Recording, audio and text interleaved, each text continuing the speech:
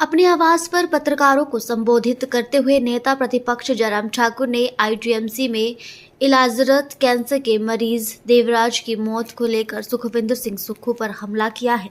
उन्होंने कहा कि इंजेक्शन उपलब्ध न होने की वजह से एक व्यक्ति की मृत्यु हो जाती है। मृतक की बेटिया जानवी शर्मा का जो वीडियो मीडिया के माध्यम से वायरल हुआ है वो बहुत पीड़ादायक है। सिर्फ सरकार के निकम्मेपन की वजह से हिमकेयर और अनिवार्य दवाइयों की सप्लाई रुकी हुई है और एक बेटी के सर से पिता का साया उठ गया है। मैंने वो वीडियो मुख्यमंत्री को भी भेजा कि आप भी देखिए कि व्यवस्था परिवर्तन के नाम पर कितना जघन्य अपराध हुआ है। आगे ऐसा कुछ ना हो, इलाज के अभाव में किसी भी प्रदेशवासी की मृत्यु ना हो। मुख्यमंत्री को ये सुनिश्चित करना चाहिए। ऐसे न जाने कितने लोगों के फ़ोन और मैसेजेस उन्हें आते हैं कि उन्हें अस्पताल में दवाइयाँ नहीं मिली, इलाज नहीं मिला, जांच नहीं हुई। निजी अस्पतालों में उन्हें इलाज करवाना पड़ा या फ्री दवा के लिए पात्र होने पर भी उन्हें महंगी दवाइयाँ बाजार से खरीदनी पड़ी। जयराम ठाकुर ने कहा कि सिर्फ बोलने से व्यवस्था नहीं बदल जाती, उसके लिए जुटकर काम करना पड़ता है। और इसके अलावा मैं यही कहूंगा कि आज हिमाचल प्रदेश में जो स्वास्थ्य के क्षेत्र में हम देख रहे हैं कि जो बेसिक सुविधाएं जो वर्षों पहले मिलती थी, आज उन सारी सुविधाओं से भी हमको महरूम होना पड़ रहा है। और वो भी बड़े संस्थान जो हमारे स्वास्थ्य के संस्थान हिमाचल प्रदेश में, जिसमें आईजीएमसी है और जिसमें हमारे दूसरे संस्थान हैं। और सबसे बड़ी बात ये कि स्वास्थ्य की सुविधा हर व्यक्ति को मिलनी चाहिए। और मुख्यमंत्री जी से मेरा इस बात के लिए आग्रह है, इस बात के लिए निवेदन है कि हिमाचल प्रदेश में इस चरमराई हुई स्वास्थ्य की व्यवस्था को दुरुस्त करने के लिए बजट का प्रावधान करें और इसमें काम करने की शुरुआत करें। यह जाह्नवी की पीड़ा तो मीडिया के सामने आ गई, लेकिन न जाने कितने सैकड़ों हजारों लोग ऐसे हैं जो अपनी पीड़ा को बता नहीं पाए।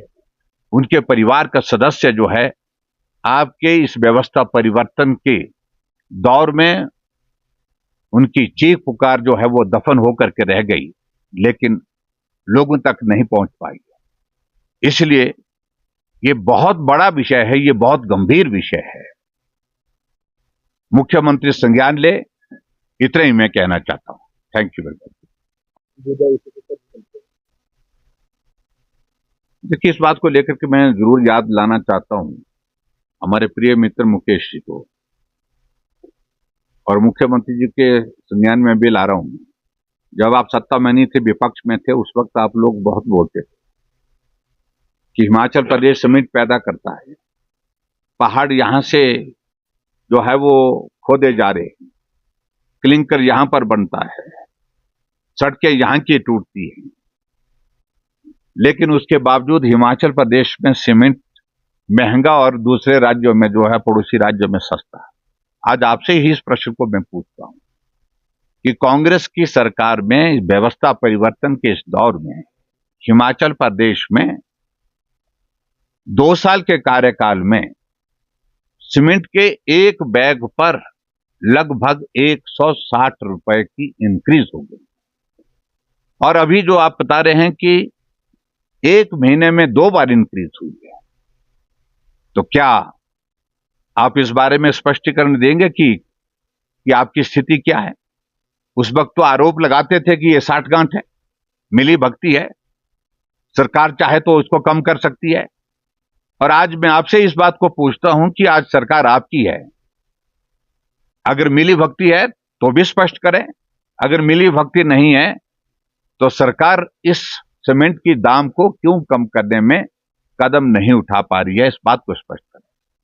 प्रदेश कि मुझे ये सिर्फ कहना है कि हिमाचल प्रदेश में एक तो जो सस्ता राशन मिलता था उसमें रेट में इंक्रीज की, पहली बात तो ये है। पीछे इंक्रीज करने के साथ साथ में पिछले 7 महीने 8 महीने से जो आइटम जो उसके तहत मिलती है वहां पर उपलब्ध कराती है, जिसमें आपका तेल की अगर बात कर रहे हैं, सरसों के तेल की अगर बात कह रहे हैं, रिफाइंड तेल की अगर बात कर रहे हैं तो वो उपलब्ध नहीं हो पा रहा है, और उपलब्ध ना होने की वजह यह है कि उसमें भी व्यवस्था परिवर्तन की हमारी सरकार कोशिश कर रही है।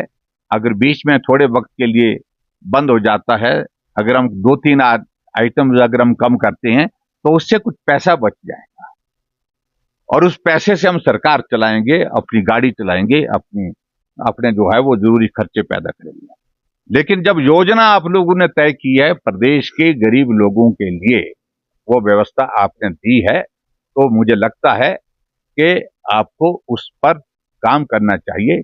इन सारे प्रश्नों का उत्तर मुझे लगता है कि वर्तमान सरकार के मुखिया के पास नहीं है। समझता हूं कि सारे मामले की एक तो जांच होनी चाहिए, और ये बिल्कुल उस तरह का ही मामला दिखता है कि एक महीने तक वो इंजेक्शन जो है उस बीमार आदमी को, पेशेंट को जो है उपलब्ध नहीं करवाया गया। कभी यहां भेजते रहे, कभी वहां भेजते रहे। और वैसे भी इस बात को मैं बड़ा स्पष्ट करना चाह रहा हूं, कीमोथेरेपी का जो ट्रीटमेंट का एक पूरा प्रोसीजर होता है, उस साइकिल होता है। अगर उस ट्रीटमेंट, कैंसर के पेशेंट के ट्रीटमेंट में अगर वो साइकिल टूट जाता है ट्रीटमेंट का, दवाइयों का, तो बीमारी कई गुना ताकत के साथ उस पेशेंट के ऊपर जो है हावी हो जाती है, जिसके कारण उसकी जिंदगी और भी ज्यादा खतरे में हो जाती है।